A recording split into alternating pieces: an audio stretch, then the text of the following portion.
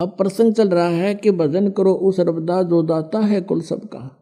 जैसे हम श्री ब्रह्मा जी, श्री विष्णु जी, श्री शिव जी की पूजाएं करते हैं तो इन भगवानों की सतिथि इस ज्ञान से पता चलेगा। अब क्या होता है कि जब भगवान शिव ने देखा कि अस्थि पिंजर भी नहीं रहा तेरे पास, फिर उसका मोह भंग हो गया।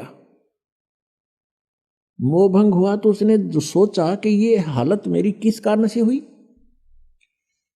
उसने अपनी सूझबूझ से ये ढूंढा, इसका कारण खोजा कि भी मैंने विवाह करवाया और पत्नी पर विश्वास किया, मेरी पत्नी ने मेरे से विश्वासघात किया, मेरे से पीछे से जाकर के एक परपुरुष से इसने बात की और अन्य रूप धारण कर लिया। ये कुछ भी कर सकती थी, जिस कारण से वो अक्षुब्ध हो गया और उससे बात करनी बंद कर दी कि मैं तेरे ऊपर बहुत विश्वास करता था, तू भी विश्वासघातन निकली, तो मैं किस पे विश्वास करूं। इस निष्कर्ष से भगवान शिव ने सोचा कि मैंने विवाह करवाया तो पत्नी में मोह हुआ और पत्नी बेवफा निकली। अब ऐसा यत्न करूं कि मेरे अंदर ये काम वासना समाप्त हो जाए, जिस कारण से मुझे विवाह की आवश्यकता पड़ी। इसका मूल नाश करने के लिए वासना का भगवान शिव ने कहते हैं 88,000 वर्ष तक घोर तप किया और कहते हैं ये काल ये चाहता है कि कोई भी यहां प्राणी विवाह के बिना ना रहे, यानी वासनाओं को कोई कंट्रोल ना कर ले, कहीं यहां पर फिर रिवाज पड़ जावे और संतानों उत्पत्ति ना करें। संतानों उत्पत्ति नहीं करेंगे तो मैं खाऊंगा कैसे, हम तो उसके बकरे और बकरियां हैं काल के। इसलिए उसका पूर्ण प्रयत्न रहता है, भरसक प्रयत्न रहता है कि कोई भी प्राणी वासना रहित ना हो जाए। अब उसने क्या किया, कामदेव को एक पुरुष रूप तैयार करके वहां भेज दिया। अपना आत्मा जैसे ऑल आउट होती है, ऑल आउट को कहीं लगा दिया जाए घर के कमरे किसी कक्ष में, तो वहां मच्छर चक्कर काटना शुरू कर देते हैं, उसमें ऐसे डगमगा जाते हैं, गिरने लग जाते हैं, उनके बस की बात नहीं होती। ऐसे एक देव है, उसके अंदर उसने ये गुण विशेष भर रखा काल ने, और वो जाकर के वहां बैठा दिया उसके आसपास। तो उसके कारण भी भगवान शिव जी में कोई अंतर नहीं हुआ, वो तप करता ही रहा। फिर उसने कामदेव ने अपनी पत्नी, उसका नाम रति है, उसको भेजा। वो बहुत खूबसूरत है, भगवान शिव के सामने डांस करने लगी। उसने सारा कुछ कर लिया, भगवान शिव पर कोई असर नहीं हुआ।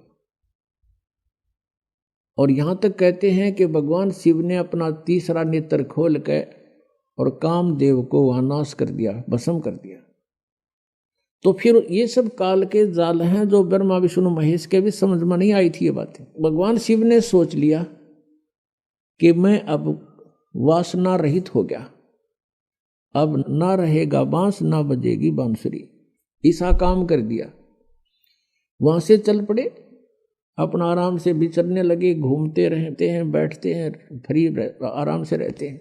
अब काल ने सोचा भैया तो बात बिगड़ेगी, दूसरे और देखम देखा ये ऐसे ही फिर बैठ जाएंगे हठ योग करने के लिए, यह तो बात बनी नहीं, कहीं औरों की भी रुचि ना हो जाए, हम भी भगवान शिव जी की तरह से वासना रहित होएं।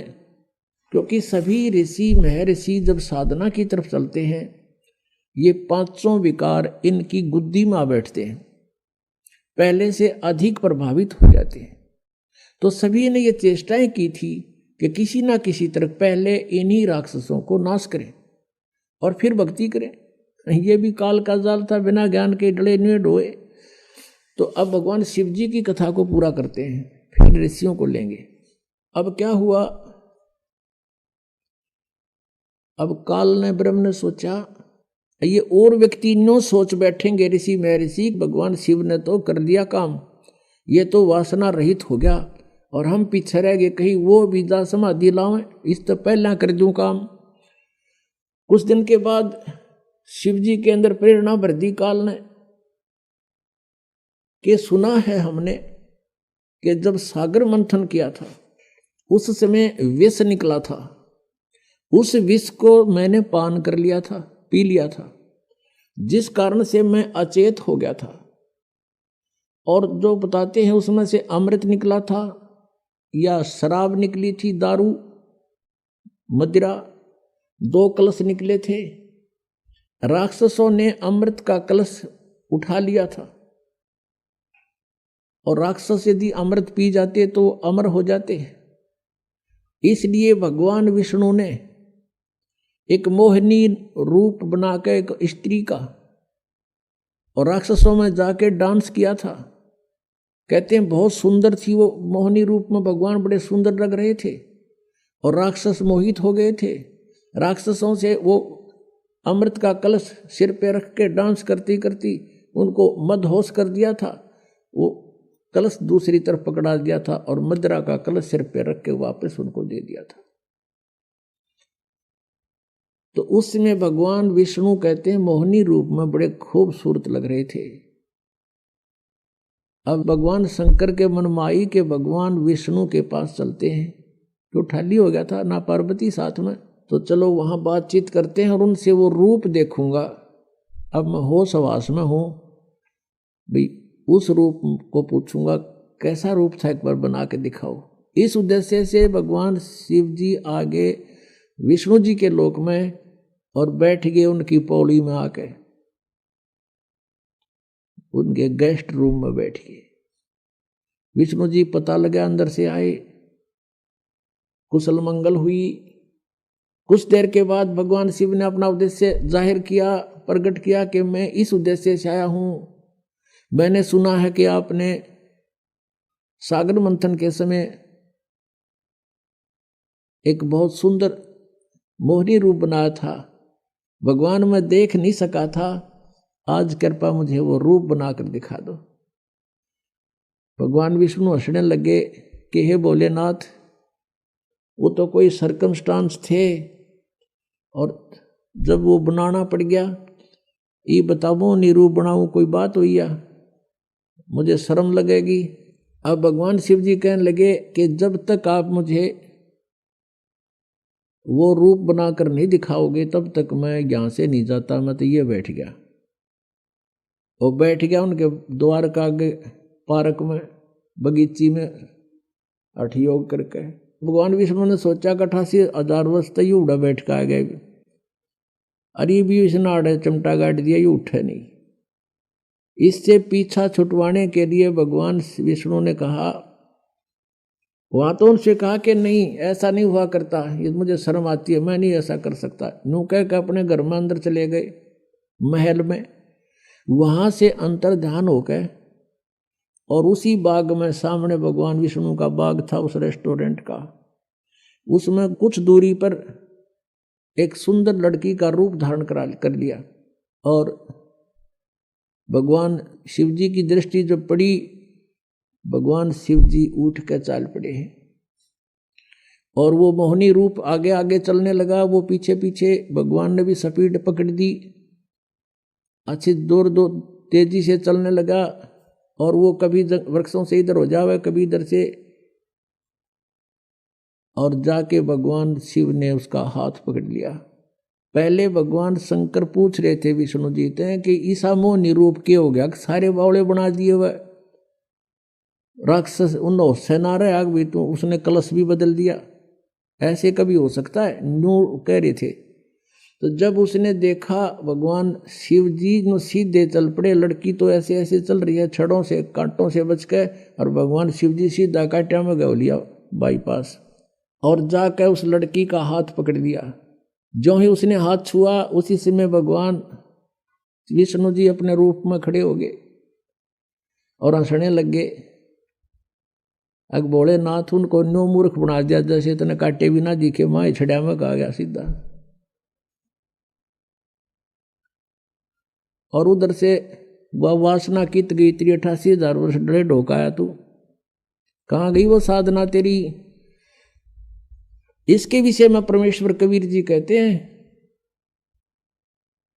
जैसे अग्न काष्ठ के माही, है व्यापक पर दिखे नाही। ऐसे कामदेव पर चंडा, व्यापक सकल दीप नौखंडा। कि जैसे अग्नि काष्ठ के अंदर लकड़ी में विद्यमान है पर दिखाई नहीं दे रही, ऐसे ही ये वासना आपके प्रत्येक प्राणी के अंदर विद्यमान है। और जब ही इसको थोड़ी सी भी कहीं से आंच मिल जाएगी, आग ज्यों की त्यों है। परमेश्वर कहते हैं जिन साधनाओं को तुम कर रहे हो, इनके आधार से विकार मरे मत जानियो। जैसे भूबल में आग, जैसे गोस्सा होता उपले, या कोई अग्नि को जो लकड़ी जल जाती है, धंधकती रह जाती है, उसको अंगार बोलते हैं। उस अंगार को राख में दबा दिया जाता है और कुछ घंटों के बाद उस राख को ऊपर से ऐसा लगता है जैसे ये बिल्कुल शांत हो चुकी है, उसमें कोई हीट नहीं रहती, गर्मी नहीं होती। और जब उसको निकाला जाता है तो वो आग, वो लकड़ी पहले से भी अधिक तेज मिलती है, धंधकती मिलती है, वो कोयला। तो यहाँ परमात्मा कहते हैं जो साधनाएं तुम करते हो ये व्यर्थ प्रयत्न डले ढो रहे हो। विकार मरे मत जानियो, जो भूबड़ में आग, ये थोड़े से दिन शांत हो जाते हैं और जब भी अवसर आता है ये नो के नो एज इट इज मिलते हैं। इनका तरीका बताया परमात्मा ने, जो हम साधना बताएं और ज्ञान आधार से ये आपके जो विकार हैं ये शांत हो जाएंगे और धीरे धीरे ये बिल्कुल नॉर्मलाइज हो जाएंगे। खत्म नहीं होते लेकिन नॉर्मलाइज हो जाएंगे और ज्ञान के रस्से से ये बांध दिए जाएंगे, फिर ये हिल नहीं सकते। अब कितना ही शरारती पशु है, उसने अच्छा करड़ा बांध दे मोटे रस्से थे, वो करें जाएगा फूं फूं, अपनी थोड़ी बहुत रेंज होती है उसकी, तो वो कहानी नहीं कर सकता। ऐसे ये परमात्मा के ज्ञान से और इस भक्ति की शक्ति से ये ऐसे कंडम हो जाएंगे। ये बकवास करेगा, मन की आदत है, क्योंकि किस ब्रह्मांड का स्वामी है, लेकिन इस ज्ञान रूपी रस्से से ये इतना तगड़ा बांध दिया जाता है, ये अपनी मर्यादा को लांघ नहीं सकेगा। फेसबुक पर हमारे पेज अमर बोध को लाइक करें और यूट्यूब पर अमर बोध चैनल को सब्सक्राइब जरूर करें। संत रामपाल जी महाराज से निःशुल्क नाम दीक्षा लेने के लिए हमारे इन नंबरों पर संपर्क करें। घर बैठे निःशुल्क ज्ञान गंगा या जीने की राह पुस्तक प्राप्त करने के लिए अपना नाम, पूरा पता और मोबाइल नंबर हमारे इन नंबरों पर SMS या व्हाट्सएप करें।